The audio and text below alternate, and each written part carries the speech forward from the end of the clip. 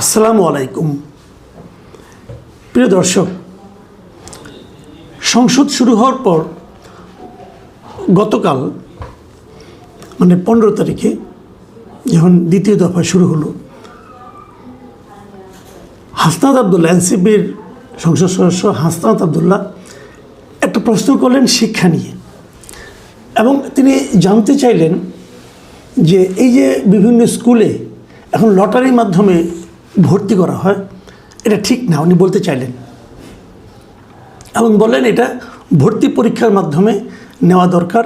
তা না হলে যেটা হয় যে পরবর্তী সময়ে মানে ফিডার ইনস্টিটিউশন থেকে ভালো শিক্ষার্থী আসে না, এই যুক্তিটা উনি দিলেন এবং লটারির পদ্ধতি যেটা ছিল সেটাকে বাতিল করার কথা বললেন। জবাবে আমাদের শিক্ষামন্ত্রী মিস্টার এহসানুল হক মিলন, আমার খুব পছন্দের লোক, ওনার সঙ্গে আমার ব্যক্তিগতভাবে একটা সম্পর্ক আছে। এইভাবে উনি আমি যখন ইউনিভার্সিটিতে পড়তাম, যে হলে থাকতাম সেই হলে উনি নির্বাচিত ছাত্র সংসদের ভিপি ছিলেন, সেই হিসেবে আমার সঙ্গে খুব ভালো সম্পর্ক। উনি খুব ত্বরিত মানে ব্যবস্থা নেওয়া দিতে অভ্যস্ত, আগেও দেখেছি এখনও দেখি। উনি সেখানে বললেন যে এটা নিয়ে আগে যেটা ছিল লটারি সিস্টেম সেটা আদৌ মানে ভালো কি না উনি ভালো বলে উনি মনে করেন না, এবং কী করতে হবে আগামীতে এটার জন্য উনি বিভিন্ন স্টেক হোল্ডার যারা আছে, অভিভাবক যারা আছে, অভিভাবক এবং আরও যারা এর সঙ্গে সম্পর্কিত তাদের সঙ্গে বসে কথা বলবেন। তারপরে এটা নিয়ে সেমিনার সিম্পোজিয়াম করবেন, তারপরে মাননীয় সংসদ সদস্যদের সঙ্গে কথা বলবেন এবং তারপরে একটা জনমত সৃষ্টি করবেন, এবং জনমত সৃষ্টির মাধ্যমে আগামী শিক্ষাবর্ষে কিভাবে ছাত্র ভর্তি করতে হবে সে ব্যাপারে তার সরকার একটা সিদ্ধান্তে যাবেন। আমার কাছে এই কথাগুলো ভালো লেগেছে কেন, আমি সবসময় বলে থাকি, একটা বড় যখন কোনো সিদ্ধান্ত নেবেন আপনি, এবং যে সিদ্ধান্তের সঙ্গে অনেক মানুষ জড়িত, অনেক লোকের ভবিষ্যৎ জড়িত, অনেক লোকের জীবন জড়িত, সেই সিদ্ধান্তগুলো কমন সেন্স দিয়ে নেওয়া উচিত না। আমি বহুবার বলেছি যে কমন সেন্সটা খুব জরুরি একটা বিষয়, বাট কমন সেন্স দিয়ে বড় কাজ করা যায় না। বড় কাজ করার জন্য দরকার এক্সপার্ট লোক, অভিজ্ঞ লোক, বিশেষজ্ঞ লোক। তো ওনার কথা আমার কালকে পর্যন্ত পছন্দ হলো। আজকেই দেখলাম উনি একটা প্রেস কনফারেন্স করেছেন, এবং সেই প্রেস কনফারেন্স করে বলছেন যে আগামী বছর থেকে এই লটারি পদ্ধতির ভর্তি প্রক্রিয়া থাকবে না। আমি বিস্মিত হলাম একটু এই কারণে যে উনি যে চট করে না করে দিলেন এটা থাকবে না, তো সেটা উনি এর মধ্যে কার সঙ্গে কথা বললেন? উনি তো বললেন যে উনি স্টেক হোল্ডারদের সঙ্গে কথা বলবেন। উনি কোন অভিভাবকদের সঙ্গে কথা বললেন 24 ঘন্টার মধ্যে? উনি কোথায় সেমিনার সিম্পোজিয়াম করলেন? উনি কার সঙ্গে আলোচনা করলেন? যারা নাকি শিক্ষা বিষয়ে এক্সপার্ট তাদের নিয়ে বসেছিলেন, কবে বসলেন? যদি বসলেন তাহলে সেটা আপনি গতকালকে বললেন না কেন? তার মানে উনি আজ রাতে মানে গত রাতে ওখান থেকে বেরিয়ে এসে একা একা চিন্তা করেছেন, অথবা দু একজন বন্ধুবান্ধবের সঙ্গে কথা বলেছেন, অথবা যাদের সঙ্গে ওনার সম্পর্ক আছে তাদের সঙ্গে কথা বলেছেন, এবং তারপর কমন সেন্সের ভিত্তিতে আজকে ডিক্লেয়ার করে দিলেন যে কোনো লটারি পদ্ধতি আর থাকবে না আগামীতে, এবং ভর্তি পরীক্ষার মাধ্যমে হবে, প্রাইমারি স্কুল থেকে ভর্তি পরীক্ষার মাধ্যমে হবে। আমি এখানে কয়েকটা প্র্যাকটিক্যাল কোয়েশ্চেন করি আপনাকে, এবং আমি সবাইকে জন্য এটা বলছি।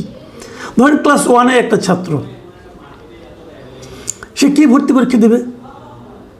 তার মানে স্কুলে আসার আগেই তাকে পড়াশোনা শুরু করতে হবে। যদি সে 5 বছর বয়সে ক্লাস 1-এ ভর্তি হয়, তার আগেই তাকে কোচিং করতে হবে, পড়াশোনা করতে হবে, কারণ তাকে একটা ক্লাস 1-এ ভর্তির জন্য একটা ভর্তি পরীক্ষা দিতে হবে। একটা শিশুকে আপনি কোথায় ঢুকিয়ে দিচ্ছেন একবার খেয়াল করেছেন? আপনি যেভাবে ভাবেন একটা শিশু কিন্তু সেভাবে ভাবে না। এই বিষয়টা কিন্তু আপনাকে খেয়াল রাখতে হবে। একটা শিশু প্রতিযোগিতার কথা ভাবে না, একটা শিশু আনন্দের সঙ্গে শিক্ষা লাভ করতে চায়। আপনি কোন জায়গার পদ্ধতি এখানে আনছেন? একটা শিশু কি হবে আপনি ক্লাস 1-এ বুঝতে পারবেন? আমি মিলন ভাইকে বলবো এবং অন্য আপনাদের যারা শুনছেন তাদের সবাইকে বলবো, ভাবুন তো ক্লাস 1-এর যে ছেলেটা অথবা যে মেয়েটা, যে আপনার যে সহপাঠী ক্লাসে ফার্স্ট হতো, সে এখন কোথায়? সে কি এখনও ফার্স্ট হয়ে চলেছে? যে শিক্ষার্থী আপনার যে সহপাঠী ক্লাস 2-তে ফার্স্ট হয়েছিল সে এখন কোথায়? যে 3-তে ফার্স্ট হয়েছিল, 4-এ ফার্স্ট হয়েছিল, 5-এ যে বৃত্তি পেয়েছিল সে এখন কোথায়? মানে এগুলি আপনি ক্লাস 4-5-এ একটা স্টুডেন্টের ভবিষ্যৎ বিচার করতে পারবেন না। তাহলে তখন আপনি কেন তাকে এক জায়গায় নিয়ে যাচ্ছেন?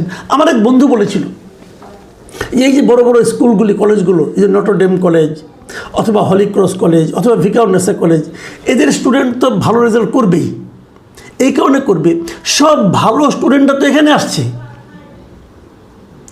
একটা মনে করেন স্টুডেন্ট, একটা মেয়ে মনে করেন তার ফ্যামিলি মিরপুর থাকে, উত্তরায় থাকে, তার কিন্তু লক্ষ্য থাকে আমি আমার বাচ্চাকে আমি হলি ক্রসে ভর্তি করব অথবা ভিকারুননিসায় ভর্তি করব। ধরা যাক সে ভর্তি হতে পারলো, সবচেয়ে ভালো স্কুল, ওইখানে একটা স্কুল আছে প্রাইমারি স্কুল অথবা হাই স্কুল, সেই স্কুলের স্টুডেন্টটাকে আপনি ভিকারুননিসায় ভর্তি করলেন, সবচেয়ে ভালো স্টুডেন্টগুলি ভিকারুননিসায় আসলো এবং এখানে রেজাল্ট ভালো হবে, এটুকু আপনি দেখলেন। কিন্তু আপনি পাশাপাশি এটা দেখলেন যে এখানকার সবাই ভালো করছে, এই কারণে যে সব ভালো করে স্টুডেন্ট এখানে এসেছে। কিন্তু এদের আসা যাওয়ার জন্য এই পরিবারটার মধ্যে যে কষ্টটা নেমে আসলো, যে ভোগান্তিটা আসলো, এই মেয়েটার জীবনে সকালে ঘুমের থেকে ওঠার পর যে প্রেশারটা শুরু হলো, স্কুলে যাওয়া, পৌঁছতে হবে, স্কুল থেকে বাসায় ফিরতে হবে, এটা কি ওর জীবনটাকে স্বাভাবিক রাখছে? পাশাপাশি অন্য অন্য স্কুলে যেখানে সমস্ত ভালো স্টুডেন্টগুলো একটা স্কুলে চলে আসলো, তাহলে ওই স্কুলগুলির কী হলো? ওই স্কুলে যারা স্টুডেন্ট আছে তা তো সে গুরুত্বটা পালো না। তাহলে সিস্টেমটা কি? দেখেন আপনার শরীরে, ধরেন আমি উদাহরণ দিয়ে বলি, আপনার শরীরের একটা অংশ হঠাৎ করে মোটা হয়ে গেল, ধরেন মাথাটাই অনেক বড় হয়ে গেল, হাত পাগুলি চিকন চিকন হয়ে গেল, এটা কিন্তু আপনার স্বাস্থ্যের লক্ষণ না, এটা আপনার অসুস্থতার লক্ষণ।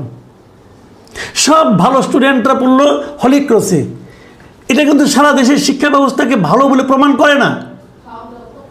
যে দেশের সব স্কুলে সমান সুযোগ থাকবে সেটাই ভালো স্কুল, আর একটা স্কুলে ভালো স্টুডেন্ট থাকবে, খারাপ স্টুডেন্ট থাকবে, সবার মধ্যে একটা প্রতিযোগিতা হবে। সব ভালো ভালো এক জায়গায় রাখলে পরে কিন্তু আপনি একটা নির্দিষ্ট শ্রেণীর জন্য বৈষম্য করছেন, তাদেরকে জন্য একটা বাড়তি সুযোগ দিচ্ছেন। এই বাড়তি সুযোগটা কিন্তু সোসাইটিকে একটা সাম্য অবস্থায় নিয়ে আসে না। আমি বুঝতে পারি না হাসনাত আব্দুল্লাহ, উনি নিজে কোচিং টোচিং করান তো, তাই মনে করেন যে ভালো স্টুডেন্টগুলো এক জায়গায় আসলে বোধহয় ভালো হয়ে যায় না, সেটা ভালো হয় না। কোচিং সিস্টেমটাই তুলে দিতে হবে, এতে হাসনাত আব্দুল্লাহ সাহেবের ইনকাম কমে যাবে, কিন্তু এই সিস্টেমটাই তুলে দিতে হবে। একটা ছেলে ক্লাস 1-এ ভর্তি হবে, তার আগে তাকে কোচিং করতে হবে কেন? একটা স্টুডেন্ট ক্লাস 10 পাস করলো, এসএসসি পাস করলো, ইন্টারমিডিয়েটে ভালো কলেজে যাওয়ার জন্য তাকে কোচিং করতে হবে কেন? ভর্তি পরীক্ষাটা প্রকারান্তরে কোচিং সিস্টেমটাকেই উৎসাহিত করে। আমি কোচিংয়ে যাবো কেন? ইন্টারমিডিয়েট পাস করেছে, এখন ইউনিভার্সিটিতে যাবে, তাকে কোচিংয়ে যেতে আপনি বাধ্য করছেন কেন? আপনি এমন সিস্টেম কেন তৈরি করছেন যার মাধ্যমে কোচিং সিস্টেমটাই উৎসাহিত হয়? এটা ঠিক না।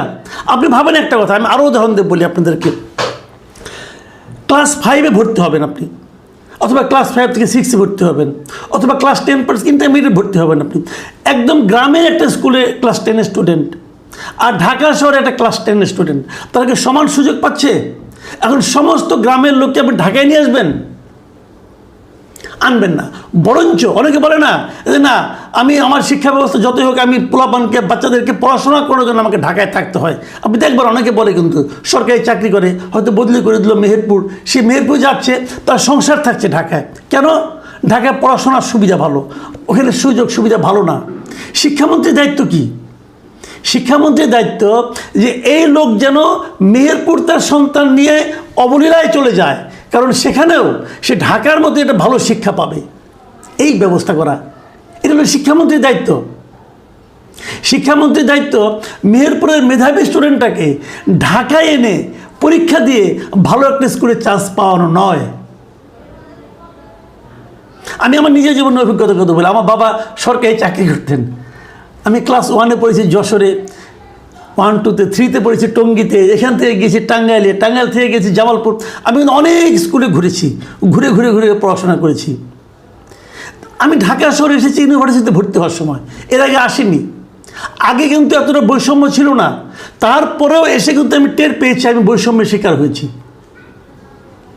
আগে এতটা বৈষম্য ছিল না, এখন বৈষম্যর মাত্রা আকাশ পাতাল হয়ে গেছে।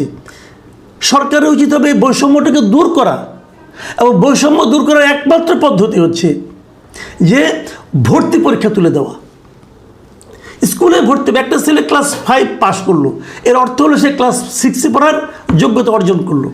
সে কোন স্কুলে পড়বে? যেখানে তার বাসা, সে বাসার আশেপাশের স্কুলগুলিতে পড়বে। যদি বাসা থেকে স্কুলে যাওয়া আসায় তার 3 থেকে 4 ঘন্টা নষ্ট হয়, তাহলে সেটা স্টুডেন্টের জন্য কোনো অনুকূল পরিবেশ তৈরি করলো না। ওয়াকিং ডিস্টেন্সে স্কুলে তাকে পড়তে হবে। সেই ব্যবস্থাটা করার জন্যই কিন্তু লটারি সিস্টেম হয়েছিল। এটা কেন করা হয়েছিল? দেখেন, গ্রামে কিন্তু এই প্রবলেমটা নাই। এই প্রবলেমটা কেবল ঢাকা শহরে এবং বড় বড় শহরগুলোতে, যেখানে নাকি নামি দামি স্কুল আছে। স্কুল নামি দামি হবে কেন? সব স্কুল সমান মানের হতে পারবে না কেন? এটা করার দায়িত্ব হলো শিক্ষামন্ত্রীর। শিক্ষামন্ত্রীর দায়িত্ব একটা স্কুলকে বড় করা, একটা স্কুলকে ভালো করা, আরেকটা স্কুলকে ছোট করে দেখানো। এটা শিক্ষামন্ত্রীর দায়িত্ব নয়। শিক্ষামন্ত্রীর দায়িত্ব, আমি শিক্ষামন্ত্রীকে বলবো, ভাই কয়েকটা জায়গায় একটু ঘুরেন, একটু খবর নেন। পৃথিবীর বেস্ট শিক্ষা এই মুহূর্তে বলা হচ্ছে ফিনল্যান্ডে। একটু ফিনল্যান্ডে যান, আপনি যে দেখেন ওখানে কীভাবে শিক্ষা হয়। আপনি তো দীর্ঘদিন আমেরিকায় ছিলেন, আপনি দেখেন ওখানে কি ভর্তি পরীক্ষা হয়? আপনি তো আমেরিকায় ছিলেন, আপনি বলেন।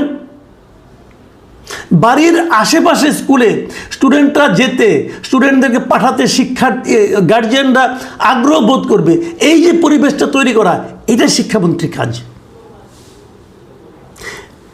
গাজীপুরের ছেলেকে, গাজীপুরের মেয়েকে ঢাকায় ভিকারুন্নেসে পড়ানোর জন্য ওই ফ্যামিলি ঢাকা শহরে একটা বাসা ভাড়া নিয়ে থাকা, এটা শিক্ষামন্ত্রীর কাজ না। আমি খুবই হতাশ হয়েছি মিলন ভাই, আমি সরি টু সে, আমি আপনার উপর অনেক শ্রদ্ধা রেখে কথাটা বলছি। আপনি আরেকটু খবর নেন, আরেকটু যোগাযোগ করেন, যে কথাটা কালকে বলেছিলেন সেটা করেন। সবার সঙ্গে বসেন, স্টেক হোল্ডারদের নিয়ে কথা বলেন, বিভিন্ন দেশকে দেখেন। তারপরে এই নিয়মটা আওয়ামী লীগ করেছিল, অতএব বাদ দিতে হবে। তারপর আপনি আবার সে মানধাতার আমলে চলে যাবেন। কালকে বললো, আজকে সিদ্ধান্ত দিয়ে দিলেন। এই তড়িৎ সিদ্ধান্ত কিন্তু আমি মনে করি আখেরে ঝামেলা তৈরি করতে পারে।